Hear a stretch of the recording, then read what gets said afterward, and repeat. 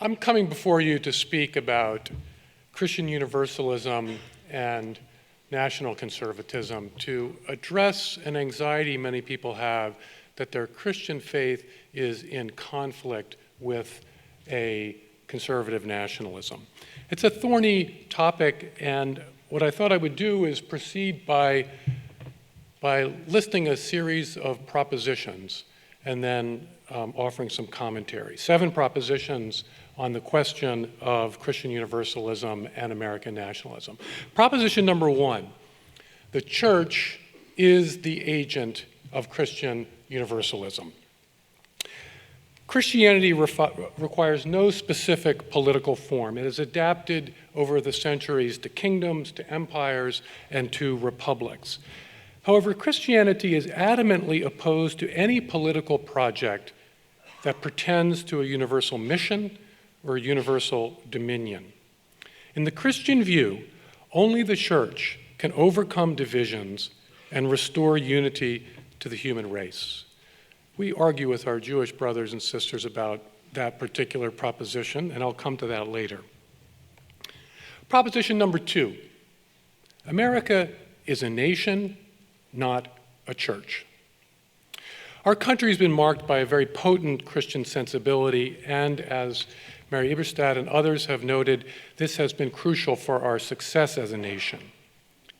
But there is the potential for a great deal of mischief if we fuse church with nation. For example, there are bishops in the Catholic Church in the United States and in Europe, and there are pastors, Protestant pastors, who judge prudent restrictions on immigration to be violations of biblical ideals of universal welcome and universal hospitality. But these ideals apply to the people of God, to the church, and not to the United States of America. Before setting out to the New World, the Puritan leader John Winthrop drew upon the words of Jesus to describe their endeavor as the setting of a shining city upon a hill. And Winthrop set a pattern of conflating nation with church that has been very tempting, especially to the low church Protestant tradition that has been so influential in our country. Now, leavening our democratic society with the biblical outlook is crucial. I think Alexis de Tocqueville helps teach us that, as well as our history. But ascribing the universal mission of the church to America is a perilous thing. In recent decades, it has fueled delusions of an American-led liberal empire. So I come before you to say we need a better theology as we engage in the public square. Christ came to inaugurate God's kingdom, not to found the United States of America. Our country is a special place, a very special place, but it is not a church. Proposition number 3, although not a church, this nation, and indeed every nation, is in some sense a chosen people. Now, Abraham Lincoln spoke of Americans as God's almost chosen people, a wonderful formulation. Our mission as a nation is not universal salvation. Yet as Lincoln saw, we nevertheless have an appointed task that fits our time and our place. We have, in a word, a tradition. This element of appointment or election characterizes really every settled place. In this respect, citizenship is akin to membership in a family. It is a given and not a choice, and certainly not the conclusion of a moral argument. Immigrants who join our nation do so by choice, of course, but within the logic of peoplehood, they are in a real way sent to us. I think of David Brogg's grandfather, in a real way sent to us to leaven and renew our nation. A people remain a people insofar as they belong both to each other and to the place that they inhabit. And I think the notion of naturalization captures this deep truth. We'll know we'll be in a serious problems when the progressives call into question the use of the word naturalization in citizenship, in the conferral of citizenship.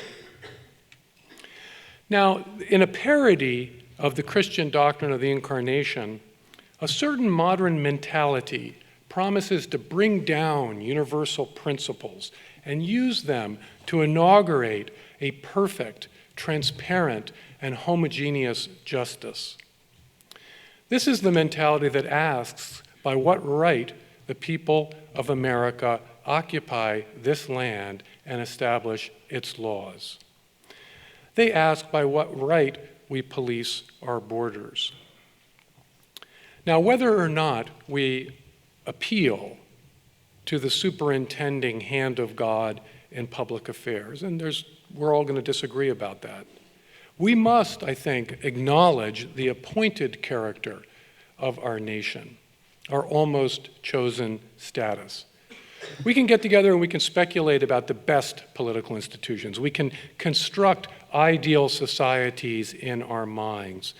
But as Americans, we live in accord with the instruments of government forged by men in Philadelphia more than 2 centuries ago. And these are instruments modified by the twists and turns of our national history. A liberal universalist rebels against this irredeemable or irreducible particularity, whereas a national conservative welcomes it as a happy fate. We belong to a tradition. We are called, in a sense, or chosen for this particular place and this particular people and this particular history. And as Colin Moran suggested last night, our task is to cherish and also to perfect that tradition as best we can. Proposition number 4, biblical universalism affirms nations. The Bible treats the nation as a fundamental element of the divine plan. The book of Revelation envisions the peace of the heavenly kingdom populated by people from every nation, from all tribes and peoples and tongues. This echoes the vision of consummation in Isaiah, where the people of all the nations will carry the sons and daughters of Israel on their shoulders to Jerusalem. In other words, in Judaism, the nation of Israel is the divine instrument of universalism in its eschatological vision of the consummation of all things. And in Christianity, it is the church, an important and fundamental difference, of course. Yet both see this universalism as a piece of nations, not a piece that transcends nations. Proposition number 5. Modern ideologies seek an unbounded empire. Modern ideologies are comprehensive theories, not national traditions. White nationalism is an ideology of this sort. It teaches that the living power that drives history is our DNA. It is not our political inheritance. The genius of America, by this way of thinking, is racial, not constitutional. Our destiny is biological, not political. And Marxism works in the same fashion. The nation, for the Marxist, is an insubstantial illusion masking class domination. And the future will be made by class power, not by the political give and take that is framed by a national tradition. And liberalism, as an ism, is also a universal theory. It seeks a mild but powerful universal empire that both frees us from our constraining conditions of belonging and provides us with material abundance. It is an empire, in other words, of liberation and prosperity. Now, modern ideologies invariably seek universal empires that are unhindered by national traditions, and thus more readily brought into accord with the universal. Christianity is not opposed to empires any more than it is opposed to kingdoms or republics. But in every instance, it resists the impulse towards universality. Now, I come before you to say that national conservatism, the topics of these conferences, cannot be derived from theological principles. But national conservatism, too, resists universality. It regards the political life of the nation as an end in itself. Politics, in other words, is about politics. It is about the art of living together as a people. It is not a mask or an instrument for something greater, something more universal. Thus, national conservatism, like Christianity, stands against politics as an ersatz religion. Proposition number 6. A mass becomes a people as they are united in shared loves. Now, I draw this definition from St. Augustine, who took it in turn from Cicero. And both described Rome as a republic, not an empire, as a republic constituted by a love of self-government and a love of honor. I've spoken to many journalists over the last couple of months who find it baffling that I say that the United States is not a multicultural nation, but actually a unified people. And there's something that I feel like I need to address here, because it strikes me that these loves, that of self-government and the love of honor, characterize the American people. And they do so even in our vastness and in our differences. The anti-elite populist sentiments that are abroad at this moment are best understood as expressions of the American love for self-government. Faced with a liberal empire overseen by a technocratic elite, the American people have become truculent. This is true on the left as much as on the right. Now, count me as no fan of socialism, but I interpret its rhetorical return in the Democratic Party as a sign that Democratic voters want to recover their political agency, just as Republican voters did when they ignored their betters and gave the nomination to Donald Trump in 2016. So we also share, I believe, a love of honor as Americans. As Tocqueville observed, in our democratic age, every citizen, even those of the lowest estate, have political opinions, and our fellow citizens are not ashamed to express those opinions. And this is because we seek a civic culture in which we are recognized by each other as citizens. I'm frustrated. Well, maybe that's not quite strong enough. I'm angry about the lukewarm patriotism of our university-educated elites. For their embarrassment over flag waving, or even worse, their criticism of it, dishonors their fellow citizens. When a man salutes the flag, he is honoring what we share, which is citizenship in a great nation.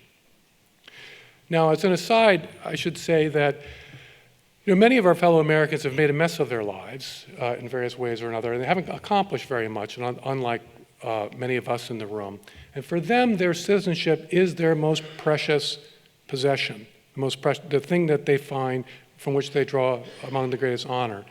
And so a lack of a strong culture of patriotic ritual, I think we deprive these citizens. It's not enough that we take away a living wage. It's not enough that we take away the functional family life. We even have to take away their own citizenship or their love of their own citizenship.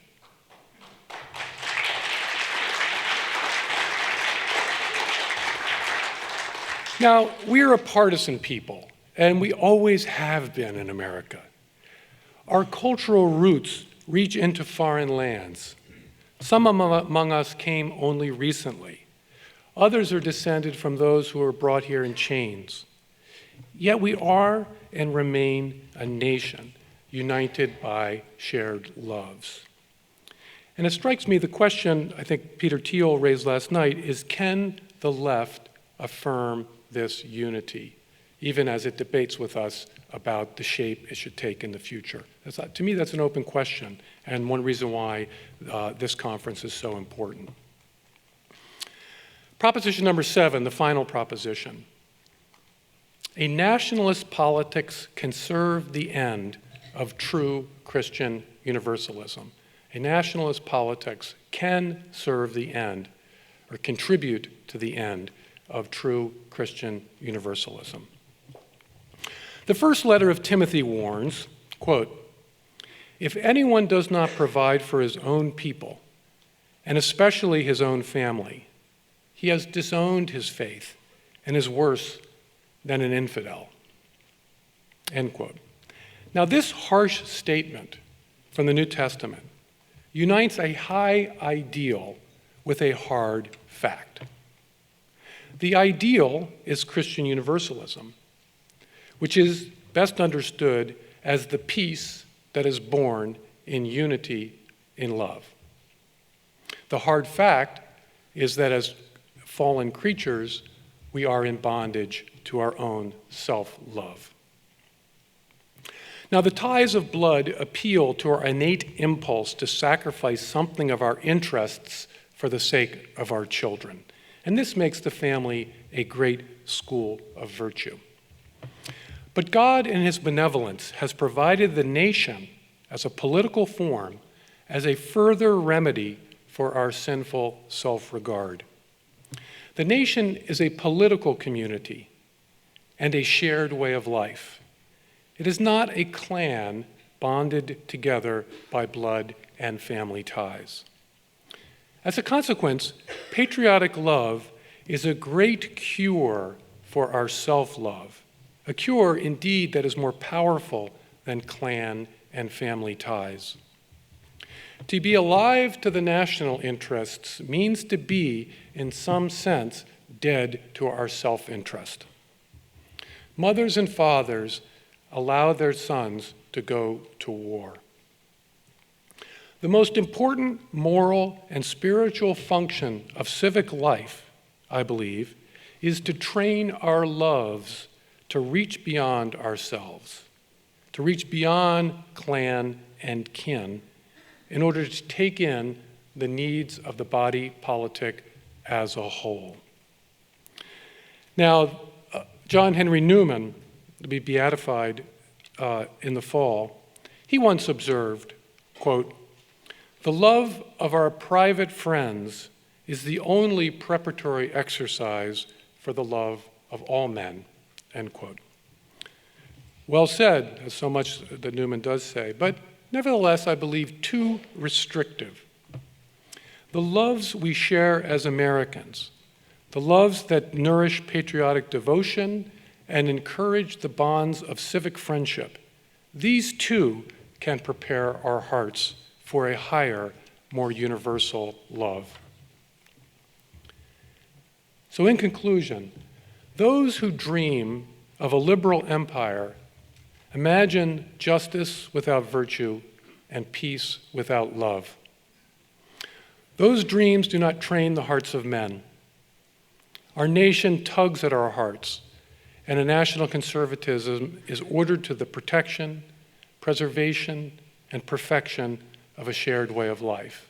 And in that sense, it is a politics of love.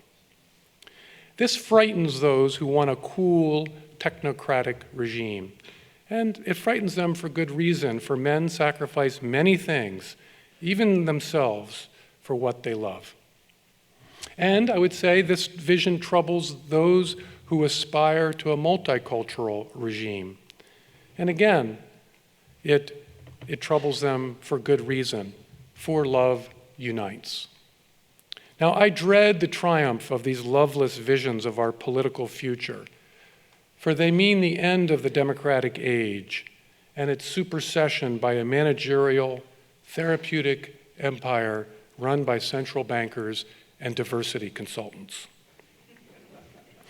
But I come before you to tell you that I cannot refute them. I can only conclude by saying that their purported universalism has nothing to do with Christian universalism. The peace of God that passes all understanding is the peace of love's devotion. Thank you.